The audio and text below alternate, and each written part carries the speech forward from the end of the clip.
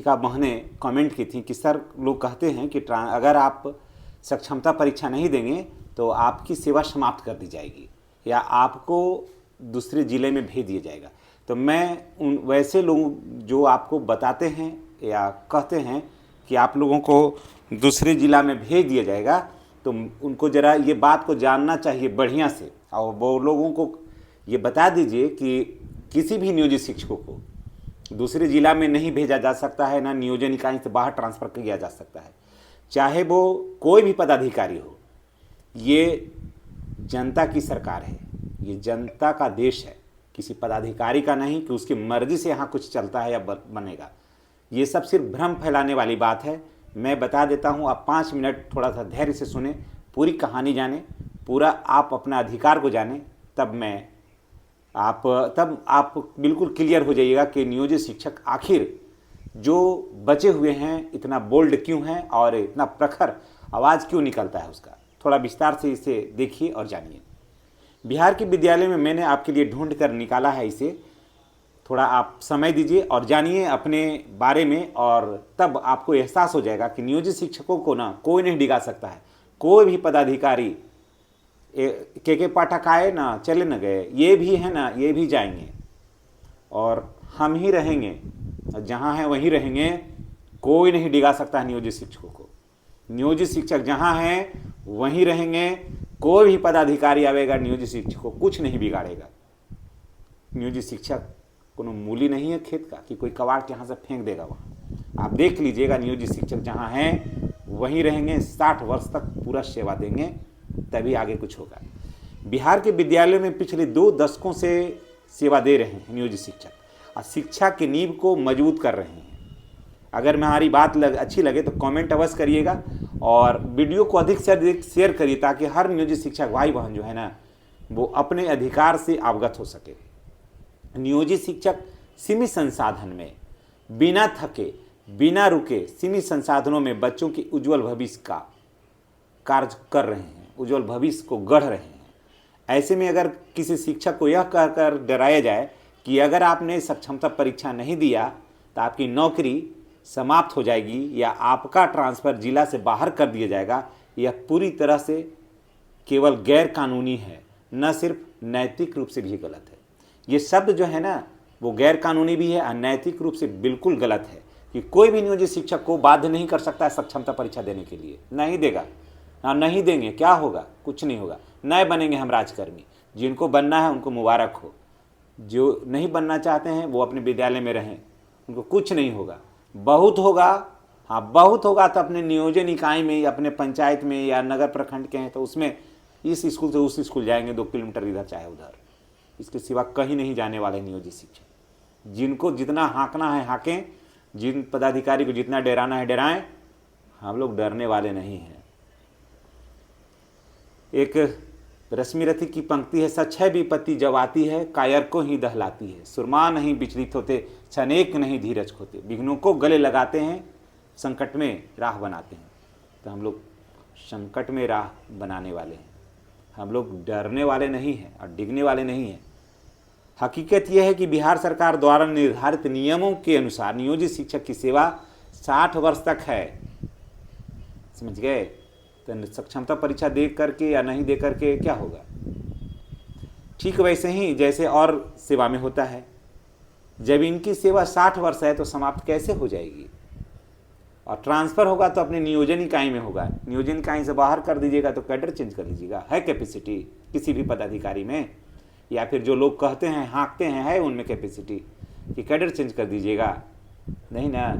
अगर कैडर ही चेंज करना होता तो हमारे विशिष्ट शिक्षक भाई बहनों को आखिर परीक्षा दे करके क्यों बनाए? उनको तो विशिष्ट शिक्षक बनाना नहीं था, उनको तो देना था, लाभ देना था, सेवानिवृत्तता का लाभ देना था। वो तो दिए नहीं, जो बिल्कुल उनका वाजिब हक है। और कैडर चेंज कर दीजिएगा। है कैपेसिटी किसी में नहीं है। तो फिर डरने की क्या बात है? इस सेवा के बीच में समाप्त करने का किसी को वैधानिक अधिकार नहीं है, ना आधार है, जब तक कि शिक्षक किसी गंभीर अनुशासनात्मक कार्रवाई के दोषी नहीं पाए जाएं। हाँ, ऐसा कोई नहीं लगे कि जिससे कि गलत हो रहा है, गलत कर रहे हैं, आए पढ़ाने ही नहीं जा रहे हैं, विद्यालय समय से आ नहीं रहे हैं, समय से नहीं जा रहे हैं, विद्यालय पहुंच भी रहे हैं तो कुछ देश के विरुद्ध ऐसी बात कर रहे हैं जिससे कि आपसे देश का एकता और अखंडता भंग हो रहा है, तब कुछ हो सकता है, ऐसे तो कुछ भी नहीं। एक बात स्पष्ट है कि नियोजित शिक्षकों का ट्रांसफर सिर्फ नियोजन इकाई के अंदर ही हो सकता है, बाहर नहीं। यदि कोई अधिकारी यह कहता है कि शिक्षकों को दूसरे जिला या ब्लॉक में ट्रांसफर कर दिया जाएगा तो वह सरासर भ्रम फैला रहा है और वह सिर्फ दबाव की राजनीति कर रहा है। नियोजन इकाई का अर्थ है पंचायत, नगर निकाय या प्रखंड, जहां शिक्षकों की पहली नियुक्ति हुई है। अब समझ गए ना, जहां आपकी पहली नियुक्ति है। अगर आप पंचायत शिक्षक हैं तो उस पंचायत में ट्रांसफ़र हो सकता है किसी भी विद्यालय में। अगर प्रखंड शिक्षक हैं तो प्रखंड के किसी भी विद्यालय में आपका ट्रांसफ़र हो सकता है, करवाया जा सकता है। या फिर अगर नगर पंचायत में है तो नगर पंचायत के किसी भी स्कूल में हो सकता है। इसके सिवा कहीं और नहीं, कोई नहीं कर सकता है। किसी माई के लाल में दम नहीं कि कहीं ट्रांसफ़र कर देगा उसको, किसी भी नियोजित शिक्षक को। इसलिए नियोजित शिक्षकों को डरने का ज़रूरत नहीं है, हिम्मत से काम लेने का ज़रूरत है। और हिम्मत तो नियोजित शिक्षक से ज़्यादा किसी में नहीं है। अगर किसी में है तो वो दशरथ मांझी में है, जिसने हिम्मत और परिश्रम और विश्वास के साथ 22 वर्ष तक अथक परिश्रम से छेनी हथौड़ी से पहाड़ के सीना को चौड़ा कर दिया। नहीं तो तीसरा कोई नहीं है। दशरथ मांझी नियोजित शिक्षक, उसके बाद तीसरा कोई नहीं हुआ है। इसलिए हम लोग डरने वाले नहीं हैं। हाँ, आज ज़रूरत है, इसलिए मैं उस बहन के कमेंट पर आज मैं वीडियो बना रहा हूँ। अगर हमारी बात अच्छी आप लोगों को लग रही है तो एक लाइक अवश्य करिएगा, और कुछ बातें अगर छूट रही है तो कमेंट बॉक्स में उसको लिखिएगा। हम आपके राय का बेसब्री से प्रतीक्षा करते हैं।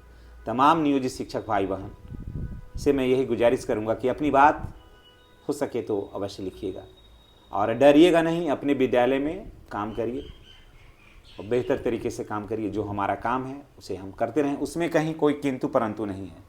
आज ज़रूरत है, इसलिए मैं भी इस वीडियो को लेकर आया हूँ। आज ज़रूरत है शिक्षकों को सच बताने का, क्योंकि उनके अधिकार से हम लोग शिक्षकों को अपने अधिकार से अवगत होना बहुत ज़रूरी है।